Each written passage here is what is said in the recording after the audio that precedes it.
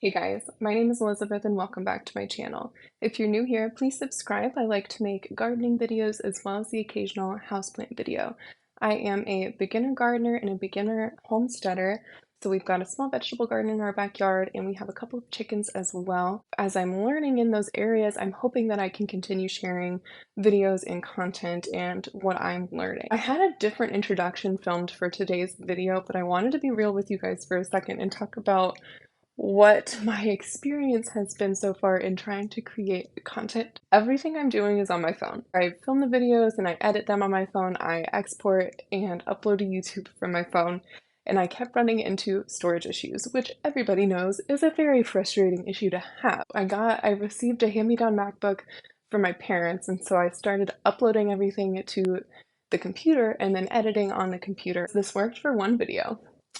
And then the video that I wanted to post last Friday, I tried to export it and kept running into error messages. I would fix those things and then a new error message would pop up when I tried to export again. So I remade the video and then the same thing happened. So ultimately I am just doing the whole thing on my phone again and I'm hoping that it will export from here, which I haven't actually checked. So I hope that this still works. But I just wanted to share that with you guys because my goal is to have a gardening and a houseplant and a homesteading channel. I think that I just need to reel it in a little bit and make videos that are more suited to the equipment that I have at this point in time. So that's not to say that maybe eventually I won't be able to make like vlogs like I want to, but for the time being, that's just not really a possibility, unfortunately. Yeah, so I just wanted to share that with you guys. All of that being said, I have a lot of houseplant chores that I need to get done around the house. So for today's video is just going to be you guys following me around while I get those chores done. So let's get started. I want to fill the vertical space over by this bench here with more plants. So I moved that ficus Audrey, which was originally in front of this window. Now I've just got some plants to water and my burl marks needs a trim, as does my peace lily. I also took some cuttings from my neon pothos so that I can propagate those later.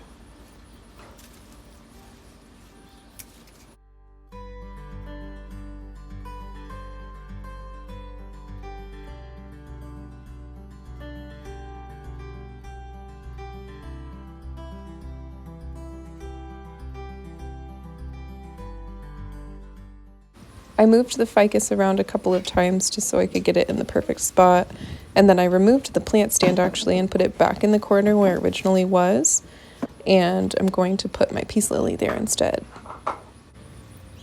I need to take this plant inside as well as the peperomia so that I can repot them here in a little bit. I've had quite a few large plants before, but what I tend to do when I get new plants is cut them so I can propagate them. So I bring in a large plant home and then immediately make it small. We also just don't have great light to keep large plants all over the house, and with the toddler getting into everything, it's just not practical to keep plants really on the floor.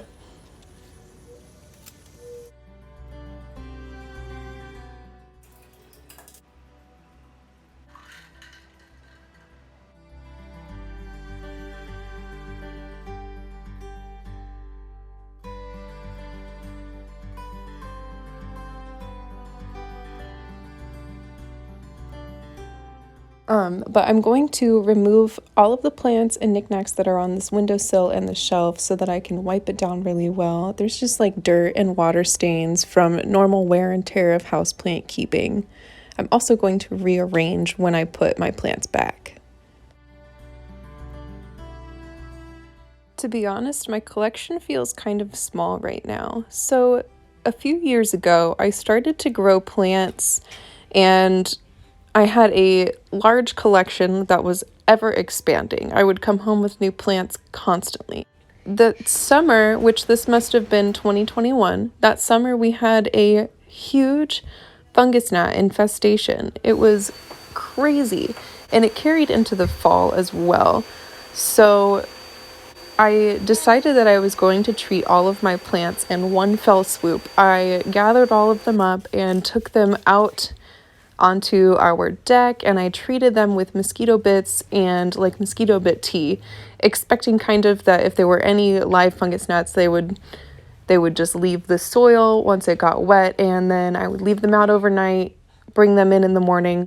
This was before I was gardening and before I was paying attention to frost dates. And like I said, this fungus gnat infestation carried into the fall. Now, I decided to treat my plants on the first frost. So all of my indoor house plants were outside on the night of the first frost. Did not lose that many, but unsurprisingly, the ones that I did lose were the more rare ones. Like I was starting to branch out in my philodendrons and some of my peperomias and calatheas, some that I got on my honeymoon. It was really unfortunate. So I still haven't really gotten back into buying new plants, but slowly I am building up my collection again.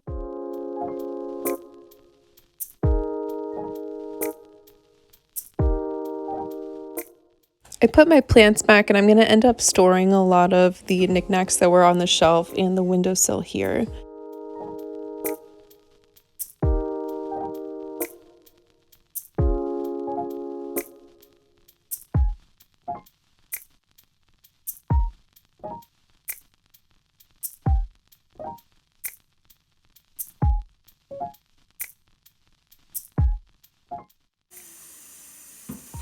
There's a few plants that I need to bottom water. I have my begonia maculata and a calathea here, my string of hearts, both of which have sphagnum moss on the top because I was propagating some string of hearts in sphagnum, and so it was easy to just stick it on the top there.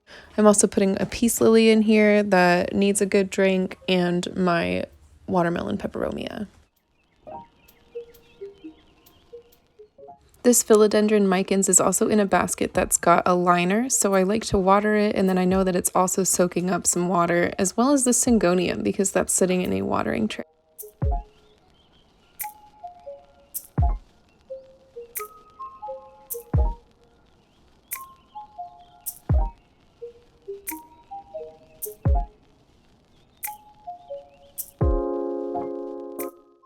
I'm cutting the vines of my golden pothos and my neon pothos into individual nodes, and those nodes I'm going to be placing in water. So I'll have them hanging in these jars here, but I'm going to let them callus overnight actually, because I noticed that I did not let my philodendron callus over long enough when I did my last round of propagations.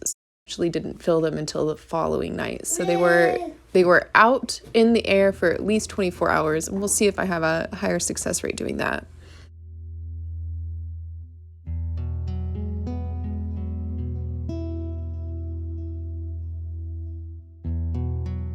This is one of the plants that I brought in from outside, and this pot that I am potting it into is actually from a local artist in our town. She sells these pots at one of the booths at our farmer's market. This pot is from her as well. Her name is Tessa Fannin. I highly suggest you check her out. This peperomia obtusifolia I've had for several years. I got it when I first started keeping houseplants. I'm pretty sure I just bought it at Lowe's or somewhere like that. This Tradescantia zebrina I bought from a local houseplant seller. And when I brought it home, I cut it up so I could propagate it, and ever since then, it just has not recovered in size. So hopefully I can get it back to where it once was.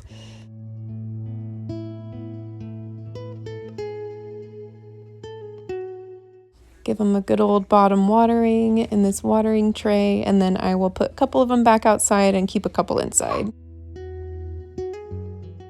Thank you so much for watching this video. I hope you enjoyed this voiceover style. I really enjoyed making it this way. I'm also hoping that I'll be able to start putting content out on a more regular basis, so please follow me on Instagram and subscribe if you want to see what I'm doing next in my garden. Bye, guys.